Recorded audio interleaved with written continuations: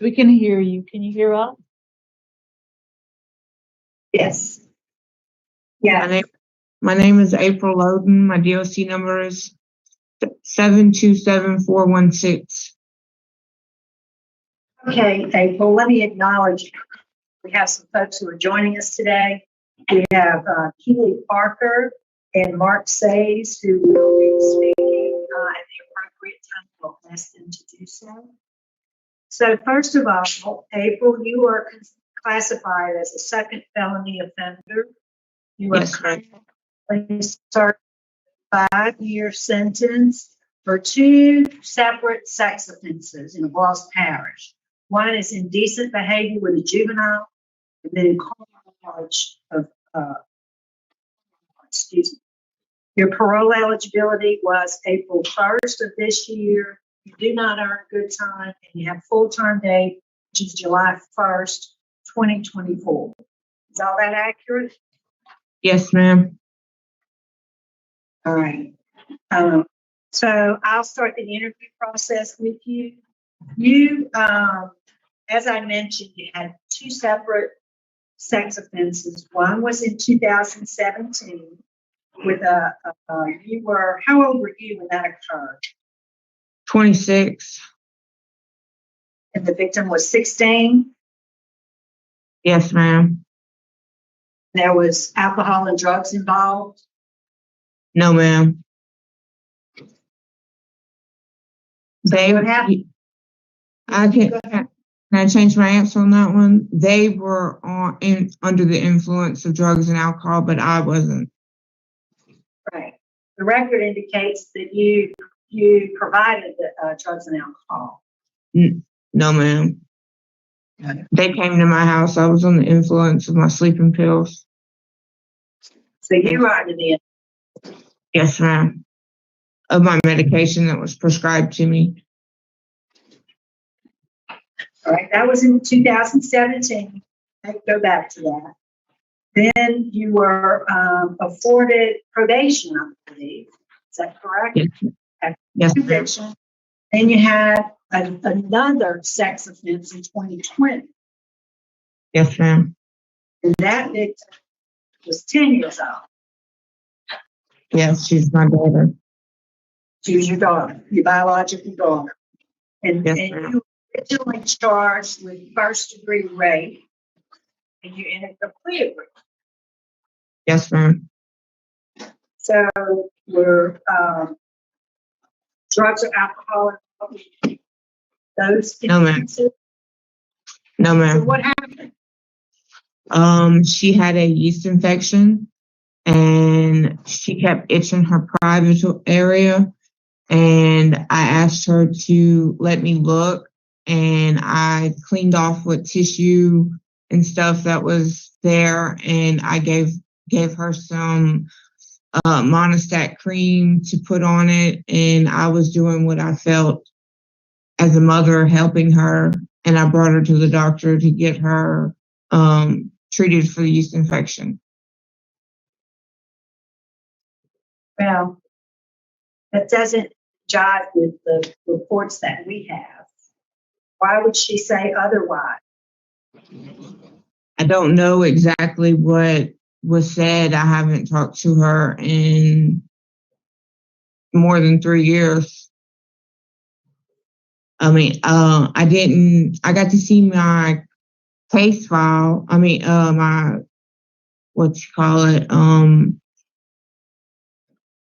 motion of discovery for a couple of seconds, and I didn't get to see it again the whole time I was incarcerated.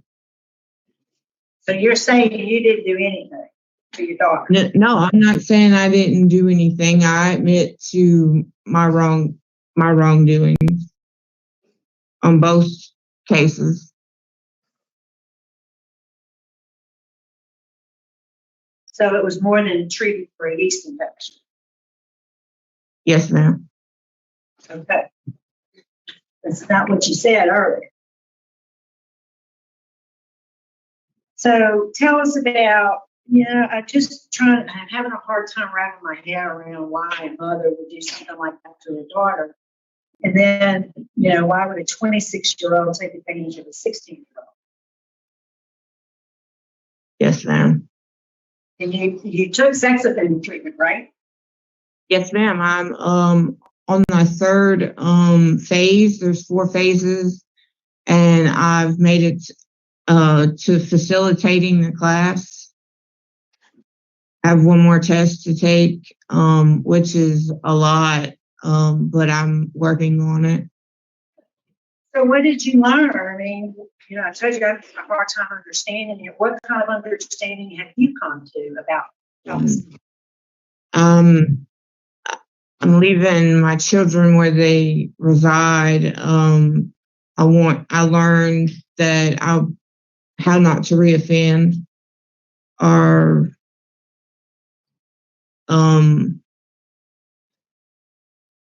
and how she feels. Well, how does she feel? Betrayed, hurt.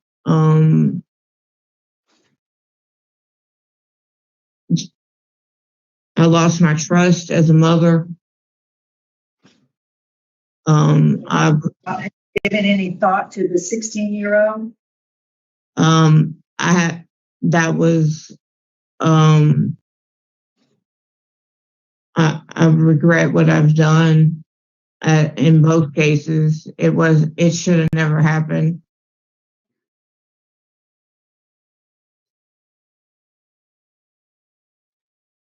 Have you had any substance abuse treatment?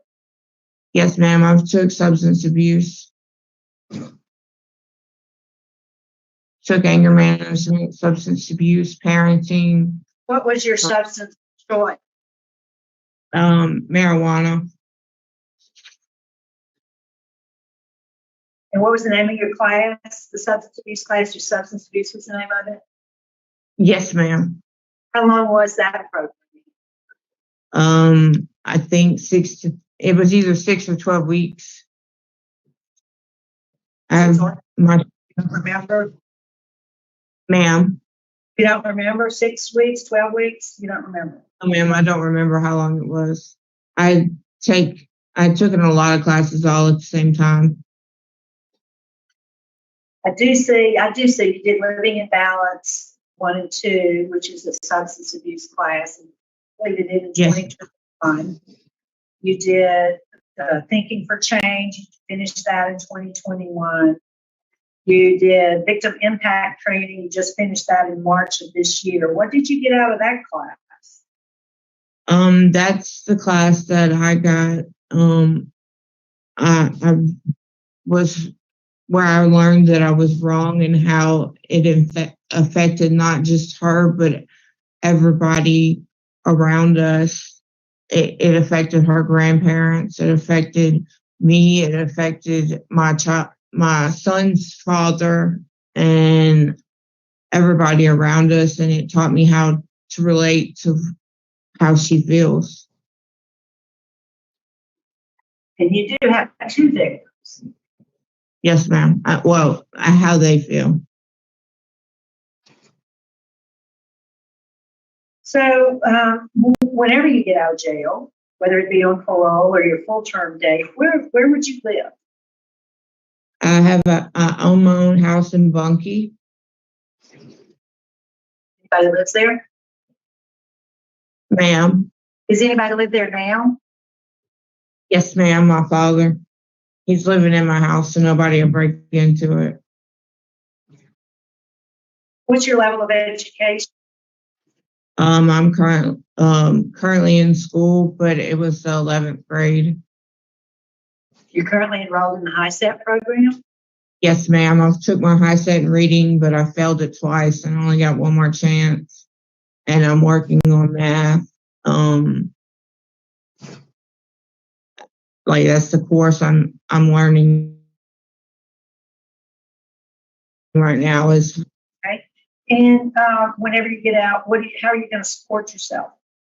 I get a disability check, and if I have to wait for it to get turned on, but meanwhile, my father will help support me. If not, I'll get a job that I can handle. Meanwhile. I must say, I do have some concerns about the residents, residing in the residence with your father. It seems as though he may have been involved in some similar activities, Um, pornography. yeah, that's what they say. What do you say? I don't know. I wasn't around him like that. He was currently living in Missouri and came down here for my son. Um, they asked to see his phone. That's all, and they found whatever they found in his phone. Like it said, it had nothing to do with me. All right. Warden, is there anything that you can tell us about Miss April?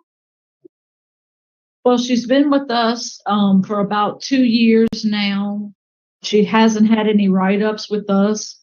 She did recently complete the literacy class since being here. So that was on 7/6/2021. She has been enrolled in various classes. And I did want to just mention she has a mental health level care of 3, which, she does have some mental health issues, but she's been on her medication and everything is in remission currently. Good. Good to know. Thank you. Appreciate it. So we'll hear now from the folks who have joined us by Zoom. First, we'd like to hear from Ms. Keeley. Excuse me. Ms. Parker, can you unmute your phone and tell us what you'd like us to know? Okay, I'd like to start off by when the situation happened with my child and Miss April. I was not made aware of it right away. And when I did, then I was also made aware of some underlying circumstances of a health problem that April had been transmitted to my child via a doctor's visit. So the situation between my son and April has affected him, and it will continue to affect him for the rest of his life. He cannot have a normal life like most young men should be able to do. He is still an emotional disaster from this. He cannot talk about it without getting extremely angry. He just keeps telling me that he wants to forget it happened, which I don't know that will ever be able to happen due to the circumstances that he contradicted a STD in the process of all of this. And I understand that I heard April say earlier that she did not provide them with alcohol or drugs. And based on the information that I received from my son and both other juveniles that were in attendance that night, she did provide them with alcohol and drugs. I know that's hearsay on my part, but I'd have to say 3 against 1. I'm pretty much going to lead to believe what they have to say. And I hear that she's taking these classes and doing all this stuff. I don't understand what the mental health in remission means, because once you have a mental health issue, I understand taking medication, you can control the issues. But as far as going into remission, I don't understand that part of it. And I deal with mental health clients on a daily basis. But my main thing is I want everybody to understand that this is something that has affected my son traumatically. He has been spinning off and on with just drowning himself with alcohol to the point that at 21 years old, he had to get on medication for his liver. So it's something that he'll deal with the rest of his life in any relationship that he gets into. And I just don't see that being she committed another crime after the crime she committed with my child. There was very much remorse between him and committing the second crime. And I just don't know that she could be a productive member of society at this point. That's just my personal feeling. Yes, ma'am. Thank you so much for sharing your feelings with us.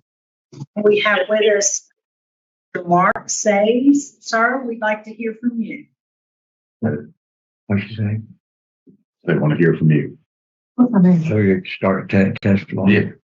Yes, ma'am. My name is Mark says yes. Kylie is my granddaughter. We've been keeping Kylie for a very long time before any of this stuff happened. And the things that we found, which started about 3 years old. I'm not going to go too deep into this, but I want to get to the other part. But to let you know, Kylie was being abused by at the age of 3 years old.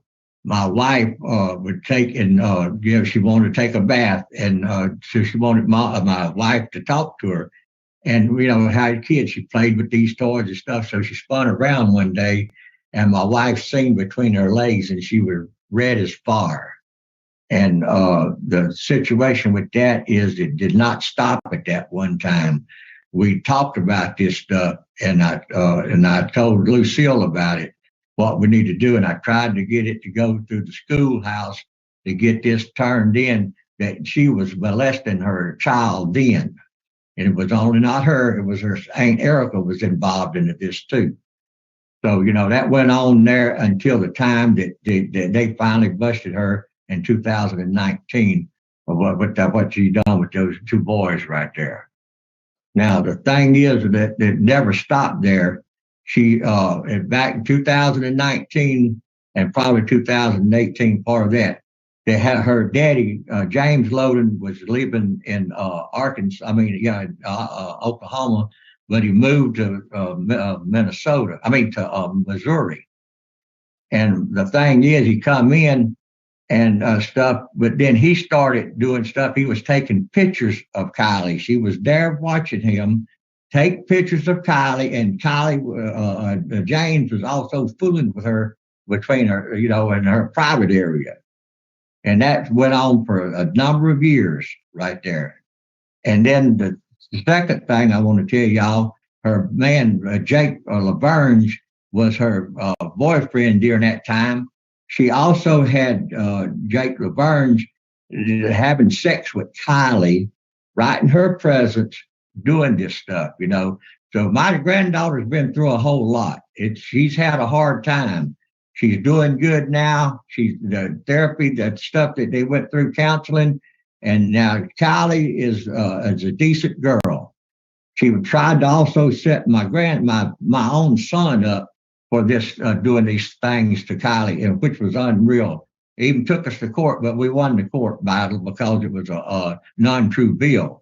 She's been doing this stuff for a very long time. She got Jake Laverne having sex with Kylie and her watching all that take place. And I don't see what kind of mother could do something like that. I know as a father, I couldn't bear to watch that at all. And just knowing it right here is really upsetting about this situation because, you know, Kylie might not even be able to have children right now. She did whatever she used on her. She hurt Kylie on the inside bad. I'm not sure if it was some big dildo or whatever they want to call that sort of thing, but she hurt her bad, and they were thinking that she may never have kids because she never started her period. Well, this year here, about February, she finally started, but that still don't mean that they think that she'll probably never have a kid because of the damage that she's done to her. And so, you know, we're taking good care of Kylie. She's happy. She graduated from the the 7th grade to the 8th grade. And she's at home with us. Her daddy's around. She gave my son a bad rap, which was not so. And Kylie was very happy to be there, and she still is doing everything that she can to get over all this stuff. She does not try to talk about it. She went with my wife, talked to me, and it was you know. And at one point there, she said she can handle it, and so far she is. It's just a horrible thing that April has done to this child. She was only 13, but back during that time, she was only about 11 or 12. Yes, sir. Thank you, Mr. Sagan. I appreciate you sharing that information with us, and I'm glad to hear that Lydia is doing okay. All right, April, is there a brief statement you'd like to make to us before we go? Yes, ma'am. I my sympathy goes out to my daughter and to her son. I've owned up to everything that has happened, and I feel like I could be a member of society again. I know what I've done wrong, and I know where I've messed up, and I don't plan on anything like that ever happening again. I don't want no children around me. I don't. I just want to live at my house and stay to myself. All right, April, we're prepared to vote. I'll be voting first.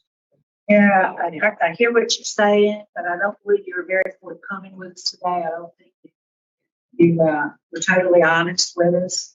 I do believe, I'm glad to hear you're making some progress in efforts for the GED.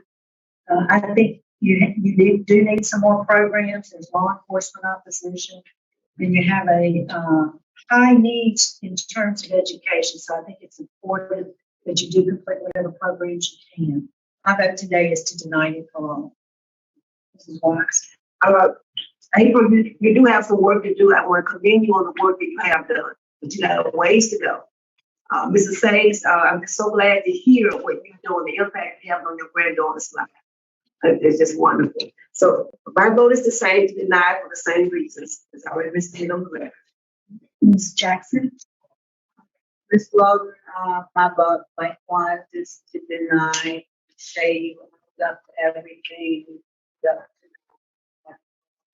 about getting that, about the content you have with the order. And I'm gonna be honest, it troubles me that you're facilitating sex offenders when you're not even telling the truth to yourself about your own. I don't think you should be facilitating a group when you're still not being honest about what you've done yourself.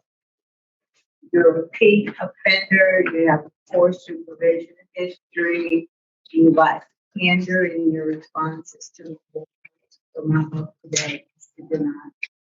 All right, Ms. Loden, your parole today has been denied. Warden LeBlanc. That concludes our business today. We're going to adjourn. It's 11:06. Thanks for accommodating.